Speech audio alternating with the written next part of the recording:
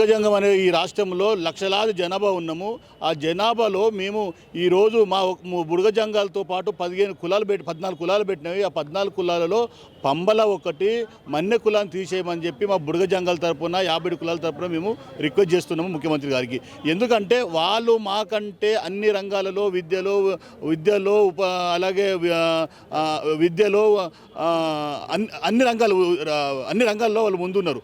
మేము ఏమంటామంటే వాళ్ళకంటే ఈరోజు కూడా మా బుడగజంగాలు రోడ్డు మీద అడుకొని తింటున్నారు, చౌరస్తలో అడుకొని తింటున్నారు.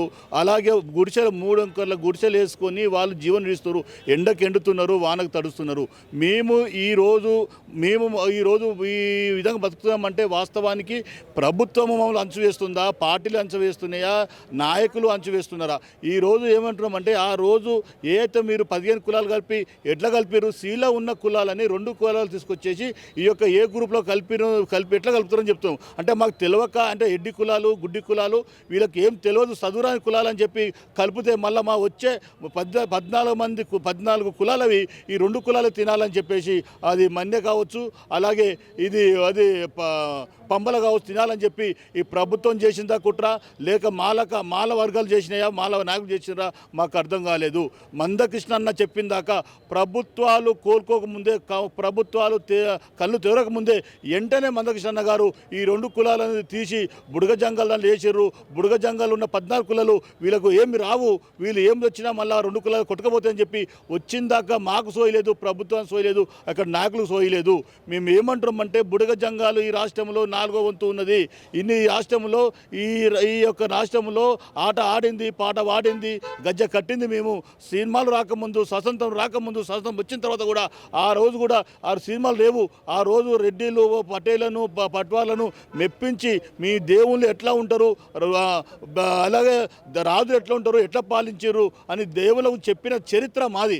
కాబట్టి మేము చాలా అన్యాయమైనము.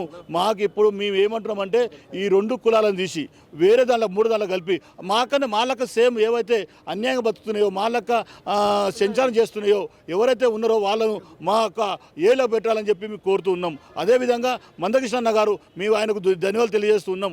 ఎందుకంటే ఈ గుడ్డి కులాలకు, ఈ ఎడ్డి కులాలకు ఆయన ఉన్నాడు కాబట్టే మాకు తెలిసింది.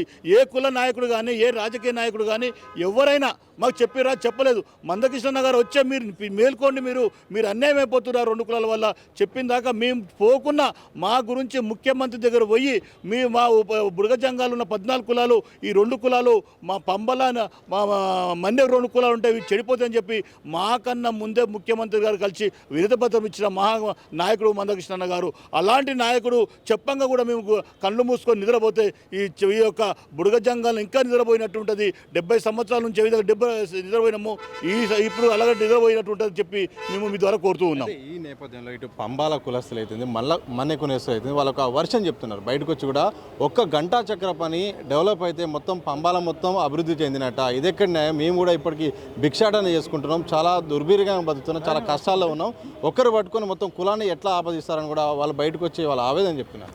మేము ఏమంటున్నామంటే ఈ చరిత్ర అనేది లోపలికి వాళ్ళకు తెలుసా, మాకు తెలుసా, ప్రభుత్వం తెలుసు. అది కానీ ఉద్యమ నాయకులు తెలుసు. మందకృష్ణ గారు చరిత్ర, ప్రతి కులం ఎన్ని ఉద్యోగాలు ఉన్నాయి, ఏ ఉద్యోగాలు ఏ కులానికి లేవు, ఏ ఉద్యోగాలు ఎన్ని వందల మంది ఉన్నారు, ఈ యొక్క రాష్ట్రంలో ఏ కులం ఎంతమంది ఉన్నారు, కృష్ణన్నకు తప్ప ప్రభుత్వం తెలుసు, ఇక్కడ కుల నాయకులు తెలుసు. కానీ కొంతమంది మభ్యపెట్టి అంటే ఉండొచ్చు, అంటే మాదిగల దాంట్లో అడుకుంటూ లేరా, రెడ్డిల దాంట్లో అడుకుంటూ లేరా, బ్రాహ్మణుల అడుకుంటూ లేరా, చాలామంది ఉన్నారు, అడుకునే వాళ్ళు ఉంటారు. కానీ వాళ్ళకంటే అన్యాయంగా బతుకుతున్న కులాలు మావి, వాళ్ళకంటే మాకంటే ఉద్యోగాల్లో ఎక్కువ శాతం పొందిన కులాలు అవి. అందుకనే మేము ఏమంటున్నామంటే మాల ఏలో పెట్టాలి, ఒకటో పెట్టాలి, వాళ్ళని 3లో పెట్టాలని చెప్పి మీ ద్వారా కోరుతున్నాను. సో చివరిగా ఒక్కసారిగా వర్గీకరణ కోసం మీరు కూడా ఫైట్ చేశారు. ఉపకులాల తరపున చాలా ఇబ్బందులు పడ్డారు. ఒక టైంలో మందకృష్ణ మాదిగ గారు కూడా మేము పట్టించుకోకపోతే కూడా మాలాంటి ఛానళ్ళతో కూడా మీరు చెప్పారు. సో ఆ యొక్క నెంబర్ల పైన కానీ ప్రభుత్వం ఒక కమిషన్ చేసి ముందడుగు చేసిన దాని పట్ల కూడా ఎట్లా ఫీల్ అయిన ఫలితాలు వచ్చినప్పుడు మేము ఏమంటామంటే మందకృష్ణ గారు వాస్తవం. కానీ ఇప్పుడు మాకు మందకృష్ణ గారు అంటే మాకు ఎంతో ఇష్టము, అప్పుడు ఇష్టమే, ఇప్పుడు ఇష్టమే, ఉన్న రోజులు ఇష్టమే. కానీ మేము ఏమంటామంటే ఇప్పుడు సెమీ అఖ్తర్ గారు మళ్ళీ మా ఒక బుడగజంగాలు తీసుకుపోయి మాట్లాడిపించి మళ్ళీ అవసరమైతే వినతిపత్రం ఇస్తాము. మా వినతి పత్రం ప్రకారము మళ్ళీ 2 కులాలు తీయాలని చెప్తున్నాము. ముఖ్యమంత్రి కలుస్తాము, ముఖ్యమంత్రి కూడా తీయాలని చెప్తున్నాము. ముఖ్యంగా అన్ని కులాలకు ఎమ్మెల్యేలు ఎమ్మెల్సీ అయినారు. ఈ వచ్చే 9 ఎమ్మెల్సీ ఆరు ఎమ్మెల్సీ ఎమ్మెల్సీ వస్తాయి కాబట్టి అందులో బుడగ జంగాలు ఇంతవరకు అన్ని కులాలకు ఇచ్చారు కాబట్టి మాకన్నా తక్కువ జనాలకు ఇచ్చారు, తక్కువ ఉన్న జనాలకు ఇచ్చారు కాబట్టి బుడగ జంగాలు 1,00,000 చిల్లర ఉన్నారు కాబట్టి వాళ్ళకు కూడా తప్పనిసరిగా ఈ ఎమ్మెల్సీ దాంట్లో తప్పనిసరిగా ఒక్కొక్క పోస్ట్ మాకు ఇవ్వాలని చెప్పి మీ ద్వారా కోరుతున్నాను. Thank you.